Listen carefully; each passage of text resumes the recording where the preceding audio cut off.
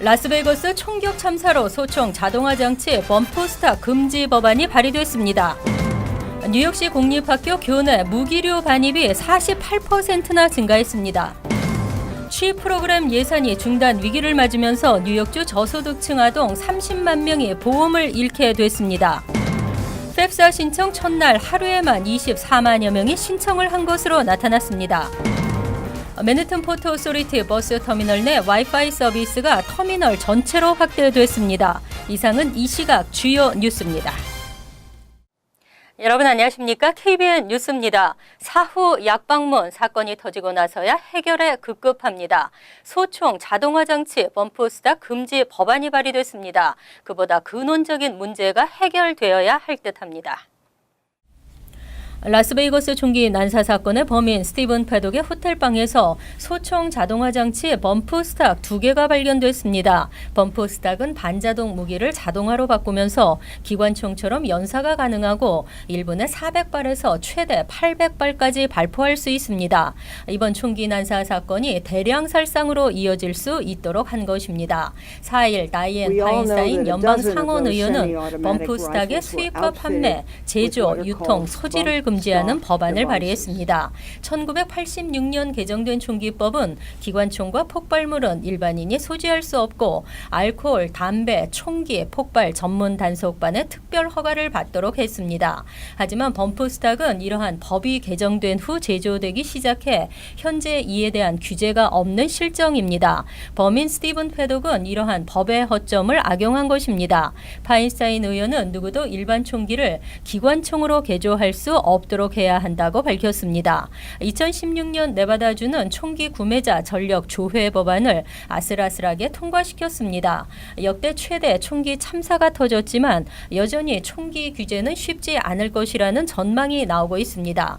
전미 총기협회의 정치적 영향력은 여전하고 상하원을 장악하고 있는 공화당은 총기 규제의 난색을 보이고 있습니다. 가방 안에 책은 없고 작은 랩탑이 있을 뿐입니다. 아이들은 금속 탐지기를 통과해 교실로 들어갑니다. 뉴욕시 공립학교 교내 안전에 대한 논란이 뜨겁습니다. 교내 무기류 반입이 48%나 증가했습니다. 3일 뉴욕시에 따르면 교내 무기 반입 적발 케이스가 1년 전보다 무려 48%나 증가했습니다. 올해 7월 1일부터 9월 30일까지 3개월 동안 총기와 칼 등 무기류를 학교에 몰래 반입하려다 압수된 무기류 건수는 모두 328건으로 집계됐습니다. 공립학교 내 불법 무기류 반입 건수는 재작년 2053건에서 지난해 2120건으로 해마다 증가하고 있습니다. 지난달 24일 브롱스 한 공립고등학교에서 칼부림 사태로 학교 안전은 비상이 걸렸습니다. 경찰 당국은 이 사건 이후 무작위로 학교에 금속 탐지 검색대를 설치하고 학생들의 무기류 반입 여부를 조사 중입니다. 하지만 검색대는 전체 공립학교 학생 수의 6%밖에 조사하지 못하기 때문에 실효성에 의문이 제기되고 있습니다. 드블라지오 뉴욕시장도 금속 탐지 검색대 설치가 불법 무기 반입에 근본적인 해결책이 될 수 없다고 밝혔습니다. 또한 아이들이 매일 아침 등교할 때마다 금속 탐지기를 통과해야 하는 것이 더 큰 문제를 낳을 수도 있다고 덧붙였습니다.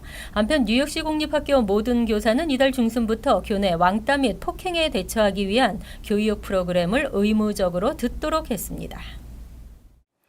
취업 프로그램 예산이 중단 위기에 처했습니다. 전국적으로는 900만 명, 뉴욕에서도 30만 명이 넘는 저소득층 아동들의 건강보험이 중단 위기에 직면했습니다.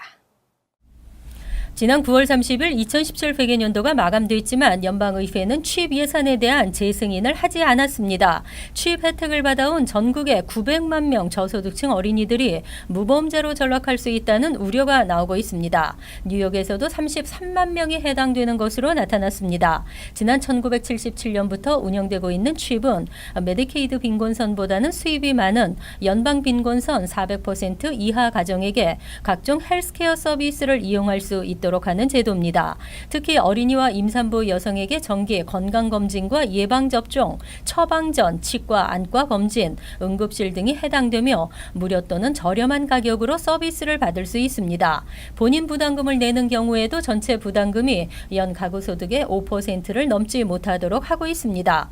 뉴욕주는 전체 13억 달러 중 11억 달러를 연방정부 지원금으로 충당하고 있는데 내년 3월까지는 이미 지급받은 지원금으로 취입을 유지할 수 있으나 만일 빠른 시일 내 연방의회의 조치가 없다면 취입이 중단될 수도 있습니다. 한편 취입 시행 이후 전국의 어린이 건강보험 미가입률은 급감하고 있습니다. 펩사 접수가 예년보다 앞당겨져 지난 10월 1일부터 시작됐습니다. 펩사 신청자가 벌써 급증하고 있습니다. 펩사 신청이 시작된 지난 1일 하루에만 23만 8천여 명이 펩사 신청서를 제출한 것으로 나타났습니다. 전년도와 비교해 8%가 늘어난 것입니다. 대부분의 신청자들은 펩사 제출에 필요한 2016년 세금보고 정보를 국세청 정보조회도구 웹사이트에서 불러와 제출했습니다.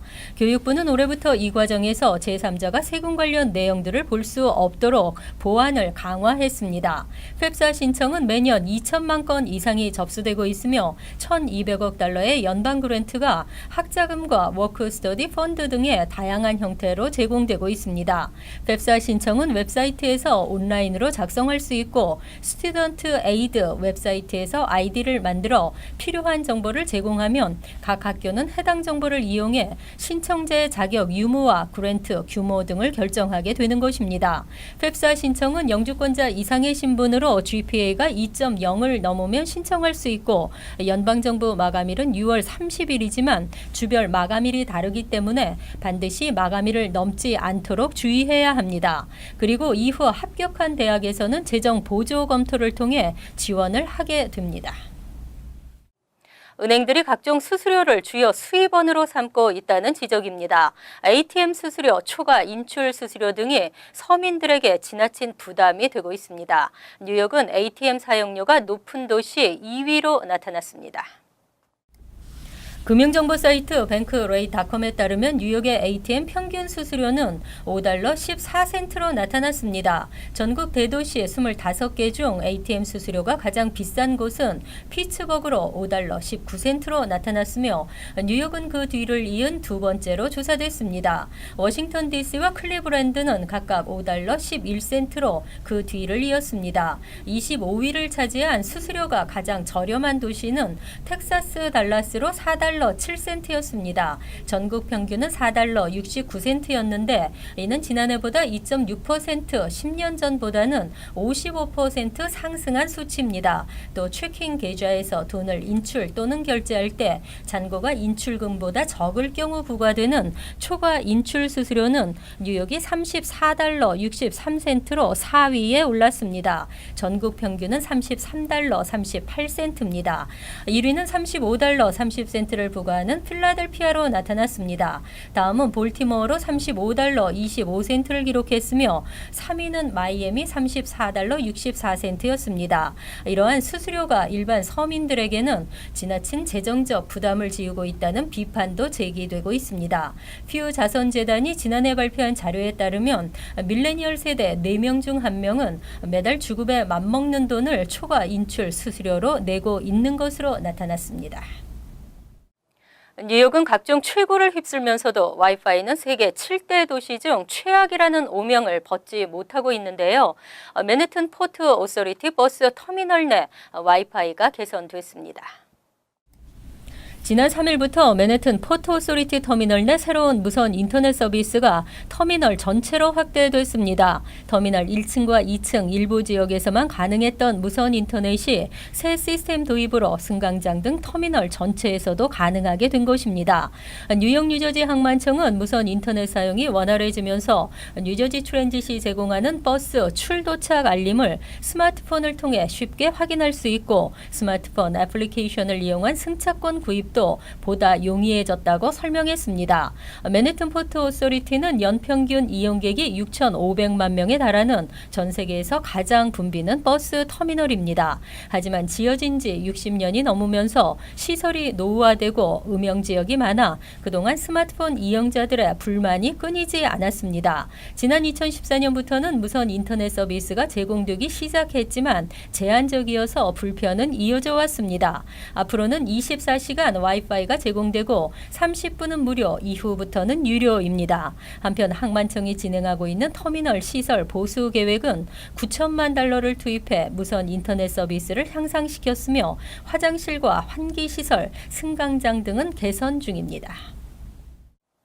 최근 한 조사에 의하면 뉴욕주에서 소비되는 담배 절반 이상이 불법 유통되는 것으로 나타났습니다. 뉴욕주 정부가 불법 담배 유통 근절을 위해 단속을 한층 강화했습니다. 4일 뉴욕주 조세재정국은 뉴욕주에 세금이 부과되지 않은 담배를 팔다가 적발될 경우 주류 및 복권 판매 면허까지 정지 또는 박탈하겠다고 발표했습니다. 현재 주 전역 2만 1,000여 곳의 담배 판매 면허를 취득한 업체는 대부분 주류와 복권 판매 면허도 함께 갖고 있기 때문에 불법 유통 담배를 팔다가 적발될 경우 큰 피해를 입게 될 것으로 보입니다.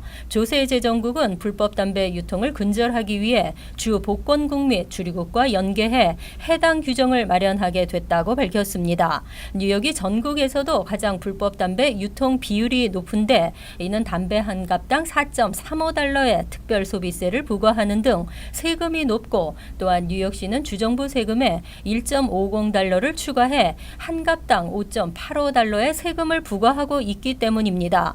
이로 인한 세금 손실도 매년 16억 달러에 달하는 것으로 나타났습니다. 주정부 입장에서는 불법 담배 유통은 탈세 행위이기 때문에 단속 및 처벌을 계속 강화하고 있습니다. H마트 제리코점이 개점 1주년을 맞아 경품 행사를 개최했습니다. 추첨에 당첨된 138명에게 H마트 상품권 등 푸짐한 상품이 주어집니다. 보도에 지한샘 기자입니다. H마트 제리코점이 개점 1주년을 맞아 고객 감사 이벤트 추첨 행사를 개최했습니다. 1등부터 6등까지 푸짐한 경품과 상품권이 준비된 이 행사는 H마트에서 물품 구입 후 받은 영수증을 응모하는 방식으로 진행되었습니다. H마트 $1,000 상품권이 주어지는 대상에는 송지은 씨가 당첨됐으며 $500 상품권이 주어지는 1등은 왕진챙 씨와 알린 굴드 씨 2명이 당첨됐습니다. H마트 제리코점 이이루 지점장은 고객 여러분의 관심과 많은 사랑이 있었기에 매장에 잘 뿌리를 내릴 수 있었다며 이번 행사도 고객 여러분께 감사의 마음을 표시하고 기쁨을 함께 나누고자 진행되었다고 말했습니다. 앞으로 또 향후 저희들 좋은 물건과 신선한 청과 과일 또는 여러 수산물 이런 전반적으로 좋은 물건을 가지고 고객 여러분들에게 좀 더 적극적으로 다가가고자 노력하겠습니다. 네, 감사합니다. H마트 제리코점은 깔끔하고 세련된 매장 디자인과 신선하고 질 좋은 상품으로 한인뿐만 아니라 타인종에게도 사랑받으며 지역 내 대표 마트로 성장하고 있습니다. H마트 제리코점은 오는 14, 15 양일간 열리는 롱아일랜드 오이스터베이 빅 페스티벌에도 참가해 무료로 음식을 베풀며 매장 홍보에 나설 계획입니다. KBN 뉴스 지한샘입니다.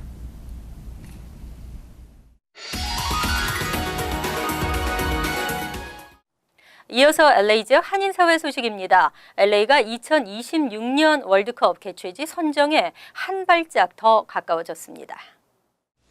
미 월드컵 유치위원회는 지난달 5일까지 미국과 캐나다 그리고 멕시코의 도시 41곳이 월드컵 경기장 후보 등록을 신청했으며 이 가운데 커뮤니티와 경기시설 등을 종합평가한 결과 LA를 포함한 도시 32곳이 최종 후보지에 선정됐다고 밝혔습니다.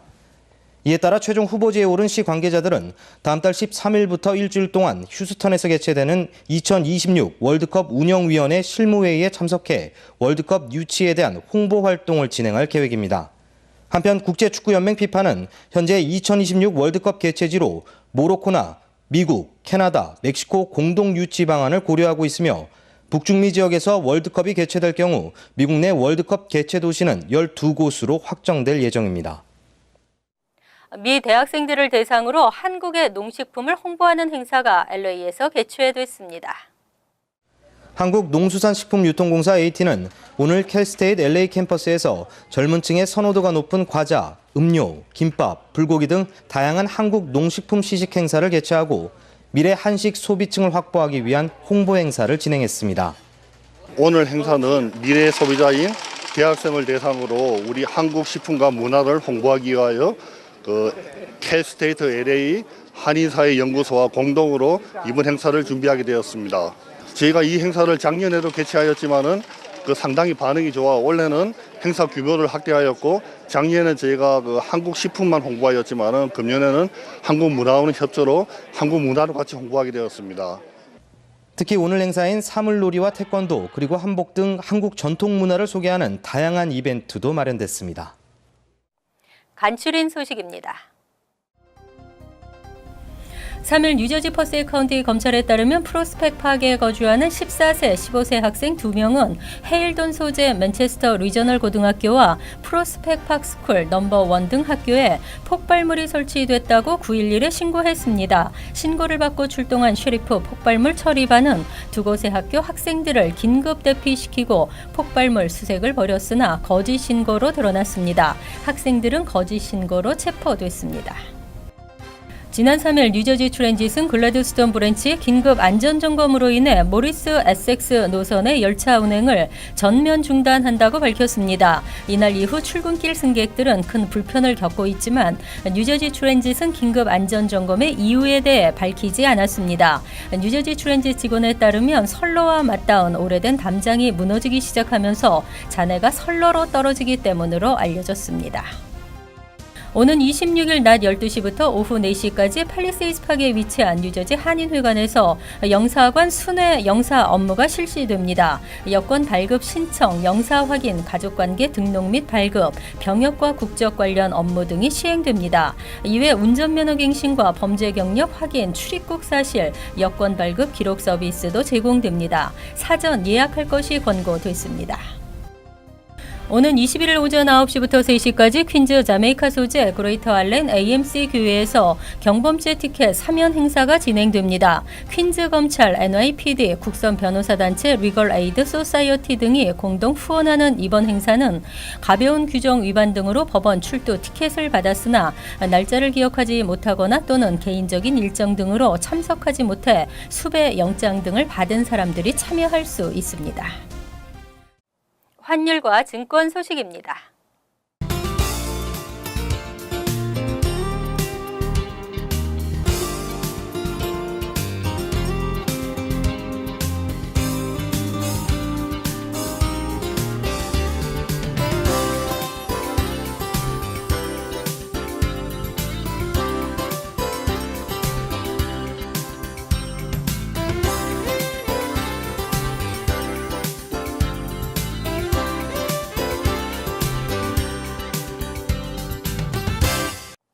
이어서 날씨입니다. 금요일은 대체로 맑겠고 가끔 흐리겠습니다. 낮 최고 기온은 78도, 섭씨 26도, 밤 최저 기온은 66도, 섭씨 19도로 예상됩니다. 토요일은 무덥겠으며 대체로 맑겠습니다. 일요일은 대체로 흐린 가운데 한 차례 소나기가 내릴 수 있고 더위는 이어지겠습니다. 이상으로 KBN 뉴스를 마칩니다. KBN과 함께 편안한 하루 되시기 바랍니다.